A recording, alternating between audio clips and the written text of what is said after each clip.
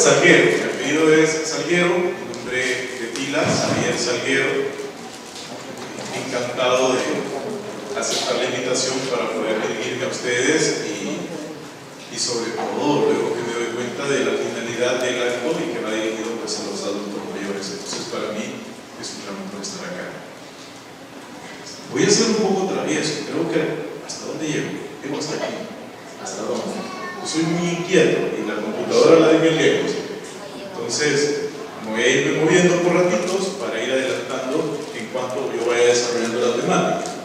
No sé, no llega, ¿verdad? Dios me dio una voz incorporada, puedo gritar también, pero creo que no, lo vamos a hacer así.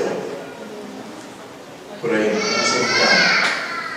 Bueno, la temática que se me encomendó a mí compartir ahora con ustedes es una que conocen ustedes ya de maravilla. Porque en esta vida, desde el momento que nos hacemos presentes nosotros acá, hay una única cosa segura que podemos tener todos en común, y que todos nosotros tenemos papá y mamá.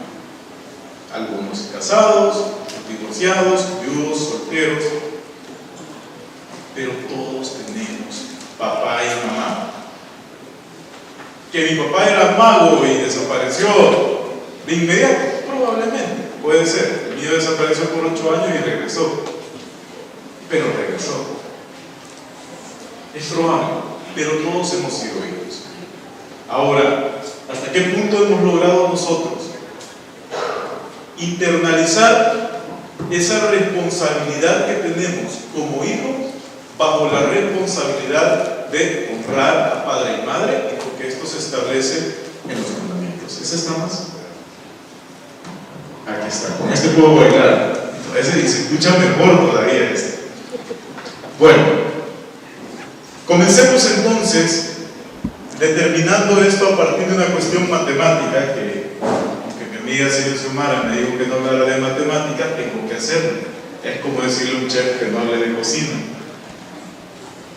En matemática, y ustedes se recordarán esos momentos de angustia, hay una cuestión que se llama plano cartesiano. Y ese, ¿verdad? Es como una crucita. Entonces tienen que acordarse del plano cartesiano. Entonces, el plano cartesiano permite ubicar puntos bajo una alineación bidireccional.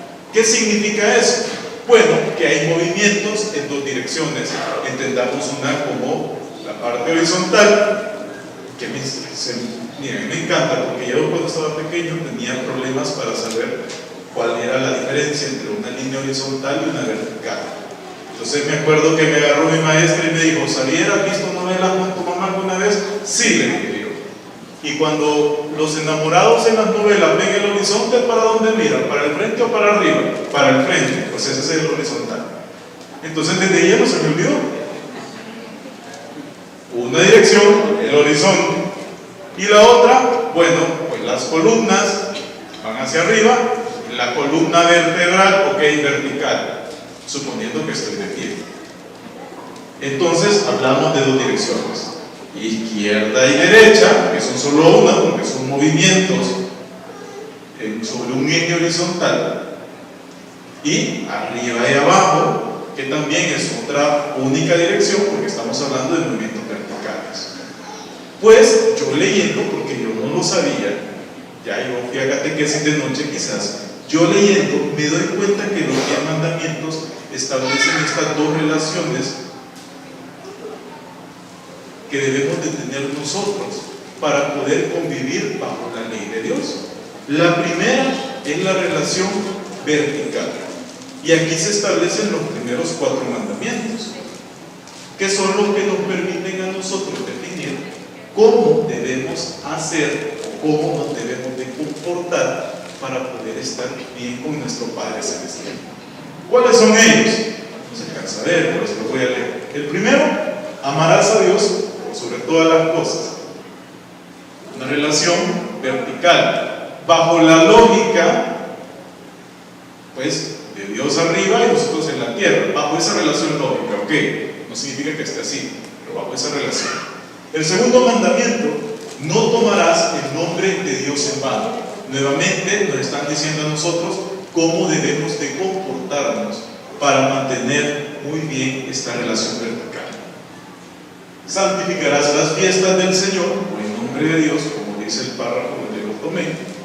Y el cuarto, y que vamos a retomar ahora, cuarto mandamiento, establece que para estar bien con Dios se debe honrar a tu padre y a tu madre. Maravilloso. Pero no podemos dejar de lado el otro movimiento, porque en el plano cartesiano, si nosotros hablamos sobre movimientos arriba y abajo, siempre vamos a estar sobre el eje. Hay que salirnos un poco a la izquierda o hacia la derecha. Y esas son las relaciones con el entorno o con el contexto, que son los que establecen los otros 6 mandamientos. El quinto: no matarás. Ya no es una relación directa con Dios, sino que es con mi semejante. O sea, no le voy a hacer daño a él. Por eso es la relación horizontal que se establece en los 10 mandamientos. No cometerás actos impuros. No robarás. No darás falsos testimonios ni mentiras. Que yo decía no mentir, así me lo aprendí. El más rápido mejor, decía yo. Me regañaba el sacerdote. No consentirás pensamientos ni deseos impuros para el 9, ya lo había leído por ahí. Y no codiciarás los bienes ajenos. Relaciones horizontales. Quiere decir que nosotros en esta noche vamos a hablar sobre cómo debemos de considerar este cuarto mandamiento, que es donde se cierra en un primer momento la relación que debemos de mantener con Dios, y en un segundo momento es aquel que en Éxodo 20 vamos a leer, también se puede determinar como la primera promesa, porque este mandamiento nace a partir de una promesa. Vamos a ver. Hablemos entonces de la exégesis. ¿Qué es eso? Bueno, esto sería como la parte teórica que permite fundamentar el establecimiento de un mandamiento. Estos no son inventados, ¿ya? Son situaciones que se enseñaron durante el Antiguo Testamento y que poco a poco han ido siendo acopladas a nuestro diario vivir. Para poder hablar bíblicamente sobre esta primera línea, no podemos nosotros dejar de lado, y si ustedes buscan cualquier charla o conferencia sobre el cuarto mandamiento, siempre se hace mención a Éxodo capítulo 20, versículo 12, el cual textualmente se lee de la siguiente forma: honra a tu padre y a tu madre, para que se prolongue tu vida sobre la tierra que Yahvé, tu Dios, te da. Ahí está la promesa. ¿Qué ganamos si honramos a papá y a mamá? Bueno, prolongar la vida. Mi mamá Chilita, que fue mi bisabuela, ya falleció. Se llamaba Dulciria, no sé por qué Chilita, pero siempre los adultos mayores tienen como apodos bien cariñosos, que nada que ver con el nombre. Mi mamá Chilita hablaba cosas muy malas de sus padres, de sus papás, que serían mis tatarabuelos, y vivió 102 años. Entonces, ¿cómo está la cosa? Si dice que honrar a padre y madre va a prolongar mi vida, le dio 102 años a una viejita que yo amaba mucho, pero que ella, su papá, mucho lo quería. Bueno, pues porque vamos a entender nosotros la prolongación de vida como un reflejo de bendición que se consideraba en el Antiguo Testamento. Ya lo vamos a ver más adelante. Pero ahora viene la segunda situación. Si usted le pregunta a un niño, o si usted se hace esa pregunta, ¿qué siente por sus papás? La mayoría dirá amor, cariño, respeto, admiración, pero nadie va a decir yo los honro. No es un término que se utilice comúnmente, ¿ya? Tomando en consideración que honrar muchísimas veces es sinónimo de hacer algún tipo de ¿cómo se dice? Reverencia, ¿verdad?, a un superior. Por lo tanto, dije yo, bueno, hay que ver qué significa honrar etimológicamente. ¿De qué debe? Honrar dice que viene bajo el significado bíblico, del hebreo kabod. Lo voy a leer así porque no sé cómo se lee. Si hay un hebreo acá me va a disculpar. Que indica gloria. Honrar a Dios y a los padres, entonces implicaba alabar y estimarlos a través de la obediencia, a través del respeto, de la admiración y sobre todo la retribución. Por eso es que en algunas Biblias, si nosotros vemos bajo la adecuación que se hace, no dice honra a tu padre, sino que dice respeta a tu padre, que viene a ser un sinónimo. Pero ¿por qué entonces honrar? ¿Qué beneficios son los que se obtienen de esta situación? Bueno, esto me encanta porque bajo la primera promesa Dios nos dice: hace esto y te voy a dar lo otro. ¿Y qué es lo que nos daba Dios, o lo que nos da Dios, o nos sigue dando, si nosotros honramos a papá y a mamá? Bueno, prolongación de vida sobre la tierra que Yahvé tu Dios te da. Y vuelvo a retomar a mamá Chilita, mi bisabuela que tanto amo. Les repito, 102 años sin querer a papá y a mamá, bajo las palabras de ella. Entonces, ¿por qué se establece esa situación? Bueno, porque si ustedes hacen una diferencia, si nosotros todos hacemos una diferencia entre la interpretación que se tiene de cómo se percibían las bendiciones en el Antiguo Testamento y cómo se perciben luego de la venida de Jesucristo, que es el Nuevo Testamento, podemos diferenciar dos líneas. En primer lugar, el Dios del Antiguo Testamento, y si me equivoco, aquí el padre me va a regañar, es un Dios más castigador, ¿verdad? Te portás mal, es como papá, pavo el cincho, así como nos educaban antes, ahora no, ¿verdad? Porque nos da depresión a los otros, porque no me quieren si me pegan, ¿ya? Porque me voy a otro TikTok diciendo que mis papás me odian. ¿Y por qué no soy hijo de Shakira y Piqué? ¿Verdad? Y es que esta es la parte importante. Ahí me encanta, una vez un predicador dijo: ¿por qué la línea entre antes de Cristo y después de Cristo? Bueno, porque Cristo vino a marcar otro punto de vista de cómo se debe mantener la relación dentro de nosotros. No hay aquí ningún antes de Messi y después de Messi, para nada. Antes de Cristo y después de Cristo, y así se mide el tiempo. Pero hablemos de cómo eran entonces las bendiciones antes, considerando en la parte de la Biblia que se encuentra el Éxodo, que es el Antiguo Testamento. Pues entonces debía de interpretarse esto de la prolongación de vida como una bendición. ¿Por qué? Porque para el Antiguo Testamento solo habían 4 formas de poder tener bendiciones de Dios.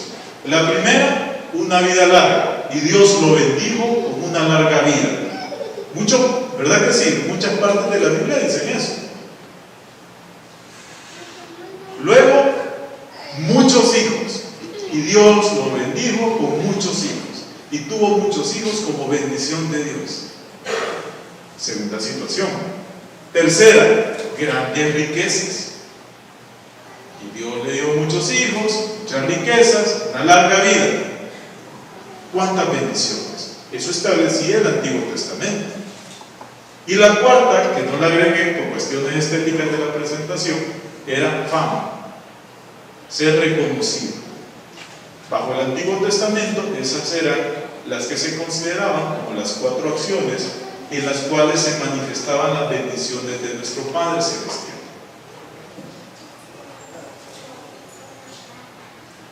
Y son varias. Entonces, bajo esa línea, este significado a que Dios prolongue la vida de manera implícita, o sea, escondido por debajo de la alfombra, significaba: honra a padre y madre y tendrán bendiciones. Ese es el significado. Hay una historia que permite comenzar a interpretar cómo estábamos equivocados por mucho tiempo creyendo que las bendiciones se obtenían a partir de esas 4 situaciones que les mencionaba. Y es la historia de Job, que ustedes se la podrán mejor que yo. Pero el pobre Job tenía Más mala suerte que la selección del Salvador. Miren, yo con la selección he sufrido tanto, ni mi esposa me hace tanto daño, ¿ya? ¡Qué barbaridad! Hoy estaba jugando contra Granada, o no sé qué arma era de la milicia, Granada, escopeta, no sé contra quién jugó y empató. Bueno, pues entonces ojo, era así. Muchas penas, mucho sufrimiento, y la gente le preguntaba: hey, Job, si vos te portas tan bien, porque yo imagino que se hablaba, ¿cómo es que te pasa todo eso? ¿Cómo es que estás en pobreza? ¿Por qué tanta desgracia en tu vida? Entonces ahí se comienza a hacer la internalización, que una bendición no equivale a siempre estar bien. Obviamente, como este es un parámetro para medir la diferencia entre las bendiciones del Antiguo y el Nuevo Testamento, al final se establece que Dios sí te bendice, dice acá, y suceden tantas desgracias, pero por último se da la bendición a Job, se le da no sé cuántas cabritas y no sé qué más, y otra vez riqueza, sinónimo de bendición. Pues eso enseñaba el Antiguo Testamento. Luego, con la venida de Jesucristo, se establecen dos situaciones elementales con las cuales podemos nosotros decir que alguien recibe bendiciones divinas, pero que no necesita estos elementos que consideramos nosotros anteriormente. La primera situación es: bienaventurados los pobres. Bueno, si es así, amigos míos, todos me dejan los que andan ahorita y van a ser bienaventurados, se los prometo. Por supuesto que no es así. En la vida, el problema es trabajar bajo los ismos. ¿Qué es un ismo? Un ismo es un extremo de algo. Es como que yo me vaya para allá, admire la maravillosa vista que tiene, pero no pueda venir a ver esta parte hermosa que están construyendo. Eso es un ismo. Entonces, todas aquellas palabras que terminan en ismos generan conflictos, porque nos amarran a un paradigma, una forma de pensar que no puede romperse. Capitalismo, comunismo, marxismo, cristianismo. Los ismos no nos permiten a nosotros eso. Eso sucede acá con la interpretación de bienaventurados los pobres. Yo no me puedo ir a hacer una interpretación en el ismo porque no me permite darme cuenta de todas las otras maravillas. Porque hay gente que es pobre porque debe mucho, o inclusive la concepción de pobreza viene a partir de un estado mental. Yo puedo tener mucho dinero, pero pienso de una forma pobre para poder invertir.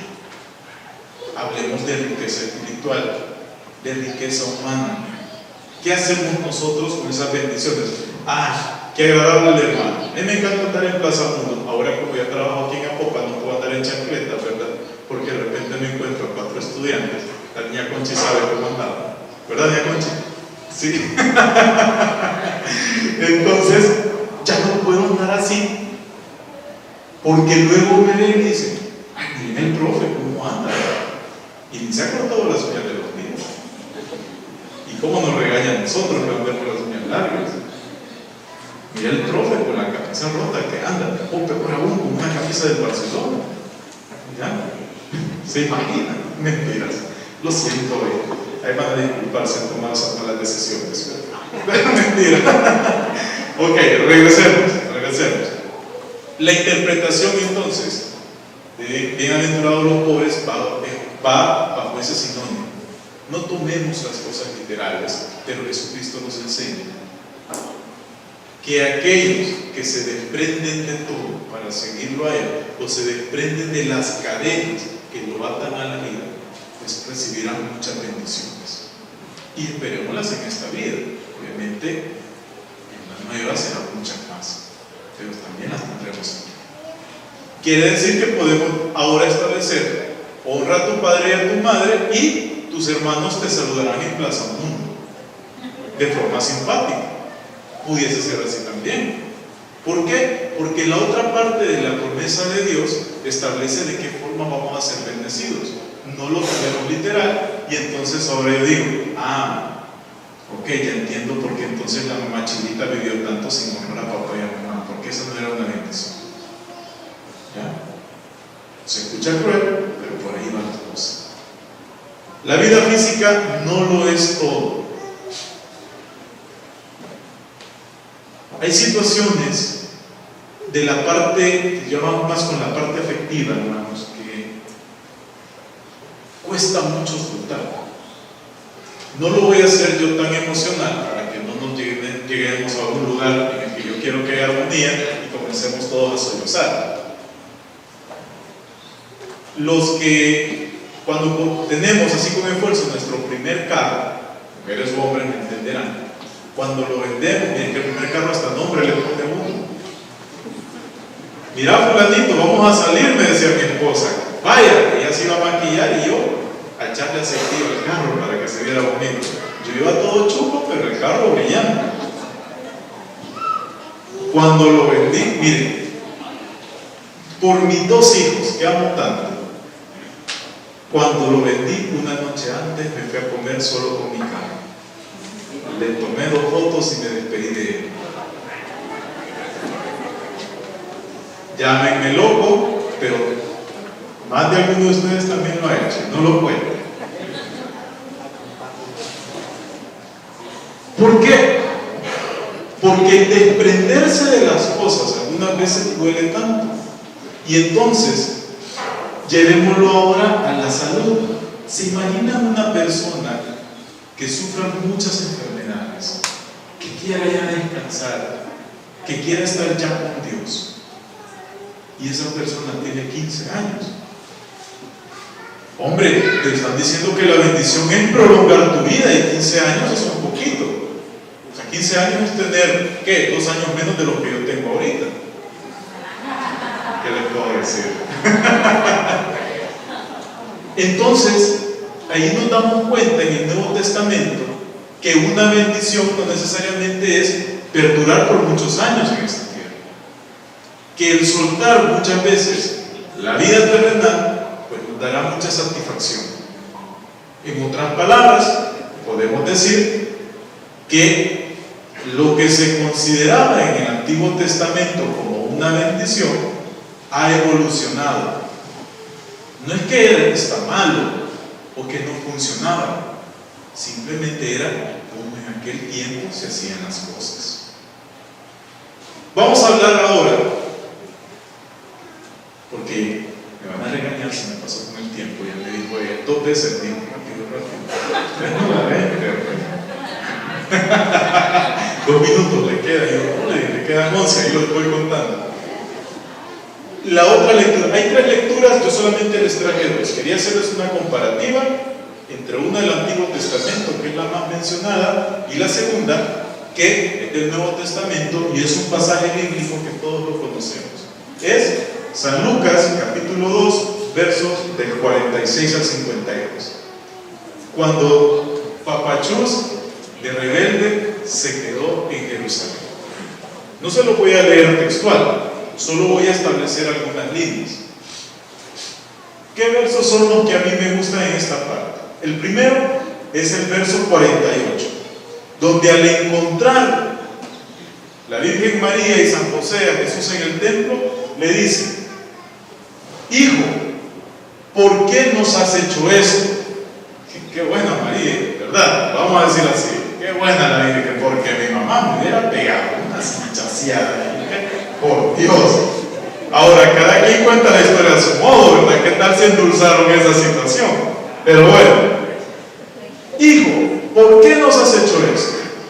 Tu padre y yo, enfatiza la Virgen María, sabiendo ella que San José pues no era su padre biológico, tu padre y yo hemos estado muy angustiados mientras te buscábamos.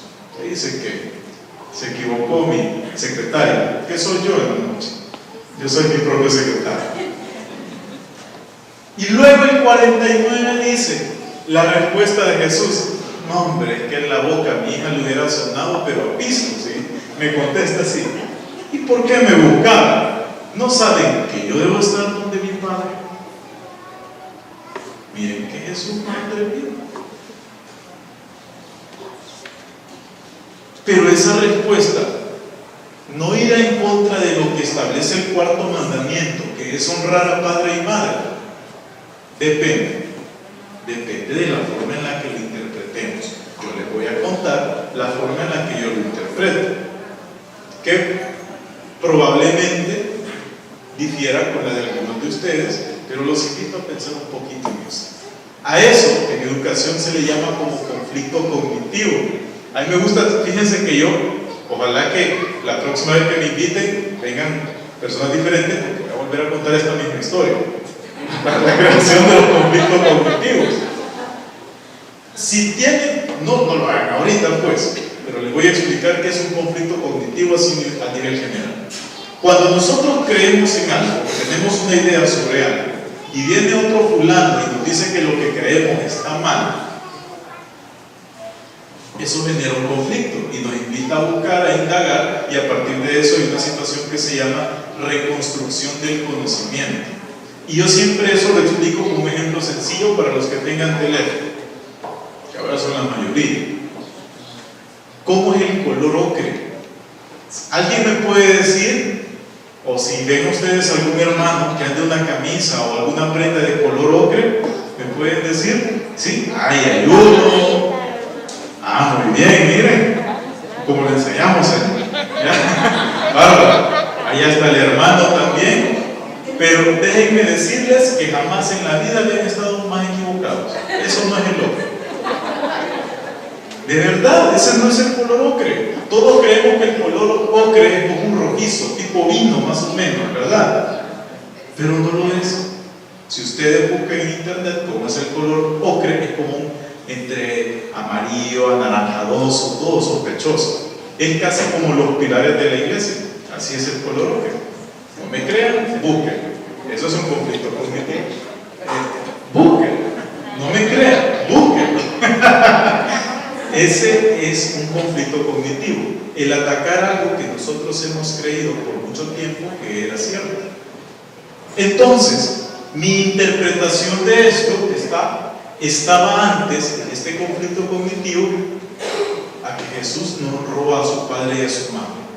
Esa era mi primera interpretación. Pero luego de estudiar esta parte e interpretarlo de la siguiente forma, me doy cuenta que sí, que ambos, tanto la Virgen María como San José, así como en este caso Jesucristo, cumplieron con el cuarto mandamiento. Repartámoslo esto en situaciones. Tu padre y yo, solamente eso. La primera dificultad entra cuando la Virgen María le establece a Jesús: ambos estábamos preocupados. Tu padre y yo, un hijo no nos pertenece. Nuestro hijo sí es de nosotros, pero no es nuestra pertenencia. Es como tener una casa con el fondo. La estamos pagando, pero no es nuestra. ¿Pero por qué? Bueno, porque en primer lugar Dios nos ha dado a nosotros un don, y es el don de la vida. A las mamás, pues de dar a luz, y a los papás, pues de generar la ocasión de conquistar. Ya saben ustedes, no lo voy a explicar en niños, ¿ya? Pero eso no nos hace dueños de nuestros hijos. Nosotros somos solamente un instrumento. Es como cuando hacemos carne asada. La hacen a la parrilla, pero la parrilla no se queda a la carne. Nosotros somos esa parrilla. Nuestros hijos, la carnita asada. Pero ¿por qué es que a medida que el tiempo va avanzando, así como antes teníamos esas percepciones erradas de que las bendiciones se daban bajo las 4 situaciones que les comentaba, nosotros ahora tenemos una percepción de propiedad mayor sobre nuestros hijos? Bueno, pues son 2 puntos importantes. El primero es que ahora los hijos son planeados. Mi hija, la mayor, va a cumplir 10 años y mi hijo, el menor, tiene 2, acaba de cumplir 2, tienen una diferencia de 8 años. ¿Por qué? Porque Xavier dijo, guacho, digo, cuando salga la de 10 años de la U, que vaya entrando el otro y no me suba doble pago. Hay de mi hija si llega a dejar materia, pero le prueba que vea cómo le hace. Ya está planeado. Y el hecho de planear algo me hace sentir que la situación me pertenece. Ahora, con tantos métodos anticonceptivos, con tanta educación de diferentes índoles, las personas saben cuándo pueden tener un hijo, cuándo no. Se planifica, eso es planificación familiar. Ok, maravilloso. Entonces, el planear nos hace creer que es mío y por eso hay un sentimiento más de propiedad. Solo de parte de mamá yo tengo 18 tíos. ¿Se imaginan? 18 tíos equivalen a un año embarazada y luego el otro. Ninguno fue gemelo. Estamos hablando que mi abuela, 36 años de su vida, más o menos estuvo o embarazada o en dieta.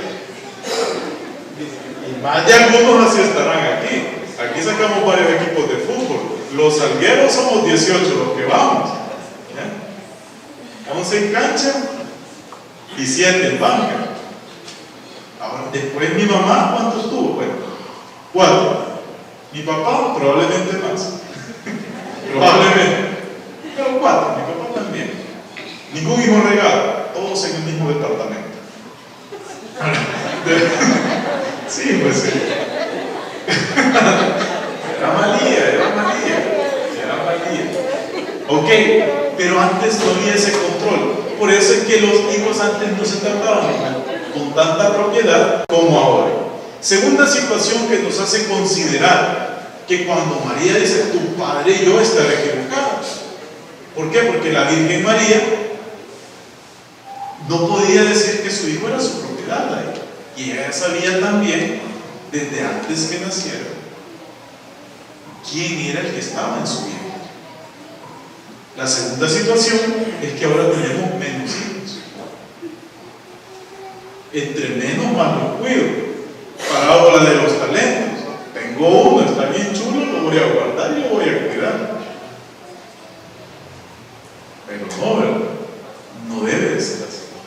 Tengamos 40, no, tampoco. Tengamos los que Dios nos dé y a los que podamos servir como esa buena plancha para que la carne quede sabrosa, para los que nosotros podamos ser un buen instrumento. Pues tampoco voy a ponerme a tener 40 cipotillos y no me puedo mantener ni yo. ¿Y de qué vamos a vivir? Dios proveerá. Sí, hombre, pero Dios va a proveer no es de tanto hijo. Esas dos situaciones nos hacen caer en esa situación. Pero entonces, ¿cómo podemos interpretar el no saben que yo debo estar de mi padre para que nos demos cuenta que este es un ejemplo de honrar al Padre? Decíamos que etimológicamente honrar es respetar. Desde el momento que un hijo sabe que su responsabilidad acá es formarse y crecer para servir a Dios, nos está honrando. Y por ende, antes que honrar a Xavier, mi hijo Santiago, debe honrar al Padre Celestial. Entonces, cuando Jesús dice, ¿no ven que yo estaba donde mi Padre?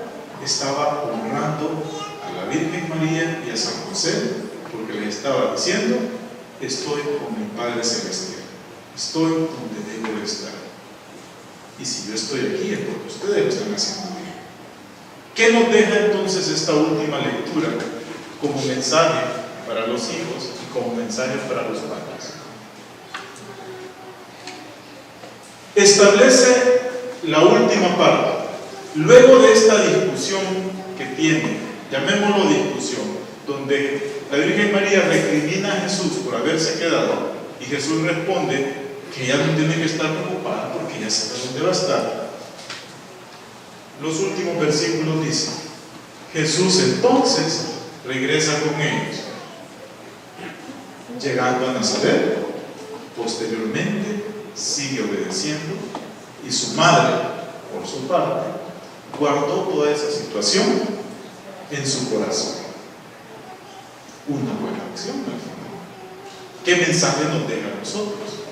Bueno, pues Jesucristo se dio cuenta que sí es necesario estar frente a su Padre Celestial, pero que para hacer cumplimiento del cuarto mandamiento debe de seguir obedeciendo los mandatos de los padres.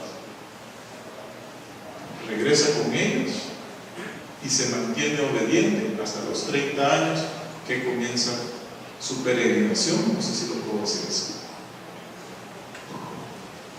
Ahora, ¿qué hizo María? No se quedó con el resentimiento. No, la Virgen María no era. ¿Te acordás aquella vez, Jesús, cuando fuimos a Jerusalén? No, ella guardó eso en su corazón. Quiere decir entonces que nosotros, como padres también, debemos de generar en nuestros hijos esos espacios que permitan que ellos crezcan espiritualmente a partir de cometer errores mínimos. ¿Qué avisos le podemos dar entonces a un hijo de este cuarto mandamiento? Primero, hay que obedecer y continuar creciendo en cuerpo y en espíritu. Hagámoslo. Yo les digo acá, muchachos, cada vez que sus papás, los niños que están aquí, los adolescentes que están aquí, cada vez que su papá o su mamá los regañen, créanme que va a ser por algo bueno. Yo no lo entendí hasta ahora que soy papá. Yo no lo entendí. Existe en este apartado algo que es el fundamento teológico de la obediencia. Este es el primer momento donde se dice que Jesucristo, como niño, fue un hijo obediente a sus padres. Y para allá ya no dicen otras pillueladas que hizo Jesucristo chiquito, ¿verdad? No dice que fue a matar iguanas ni nada por el estilo, no. Y para allá, él fue obediente. Y es que nosotros también, para lograr esta situación, un aviso a nuestros hijos, debemos de permanecer siempre en mediación con la iglesia. El acercarnos al templo de Dios nos permite a nosotros darnos cuenta muchas veces que las acciones que cometemos no son las correctas, y es solamente compartiendo con nuestros hermanos que podemos crecer de forma horizontal. Padres y madres, ¿qué aviso nos da? Luego de recibir el don de la vida, porque desde que somos papás y mamás ya nos dieron a nosotros ese don, hay que meditar constantemente qué planes son los que tiene Dios para nuestro hijo. No solamente tener que sentir que es mío, meditar y apoyar. Y sobre todo, este cuarto mandamiento, a partir de esto que hablamos nosotros, nos permite hacernos la última pregunta, que es: ¿seré yo, Francisco Xavier Salguero Rodríguez, un instrumento adecuado para formar a este hijo que me han dado? Preguntémonos nosotros. Siendo buenos hijos es como nos convertimos en excelentes padres. Muchas gracias.